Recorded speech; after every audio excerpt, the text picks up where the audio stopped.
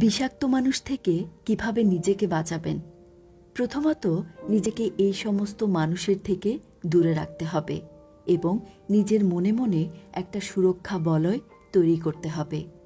যে সমস্ত মানুষ আপনাকে ভালোবাসে, বেশি বেশি তাদের সান্নিধ্যে থাকতে হবে। ধরুন আপনার কর্মস্থলে কিছু মানুষ অন্যায় কিংবা খারাপ কাজ করে যাচ্ছে, তাদের দিকে না তাকিয়ে আপনি আপনার মতো কাজগুলো করে যান এবং ওই সমস্ত মানুষদের এড়িয়ে যান। যদি খুব বেশি সমস্যা অনুভব করেন, তাহলে ওপর মহলের সাথে সরাসরি কথা বলুন।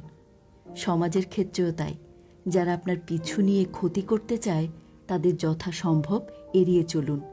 এবার আসি পরিবারের ক্ষেত্রে। দেখুন, ৫ বছর প্রেম করার পর বিয়ে এবং ৩ মাস পর ছাড়াছাড়ি, এটা এখন খুব স্বাভাবিক ঘটনা এই যুগে।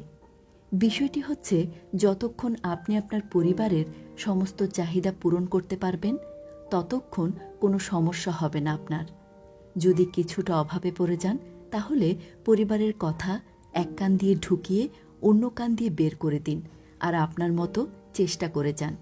আর যদি তার থেকেও বেশি চাপে পড়েন, তাহলে অস্ট্রিচ মুডে চলে যান।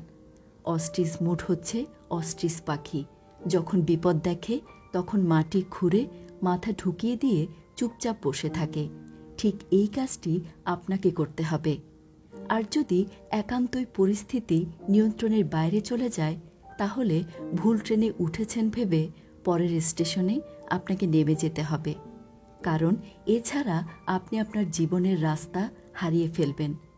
পৃথিবীতে প্রতিনিয়ত আমাদের বিষাক্ত মানুষের সাথে মোকাবেলা করে চলতে হবে। তাই বলে আপনি তাদের সাথে যুদ্ধ ঘোষণা করে টিকতে পারবেন না। তাই এড়িয়ে চলুন আর কান পরিষ্কার রেখে বাজে কথা বের করে দিন।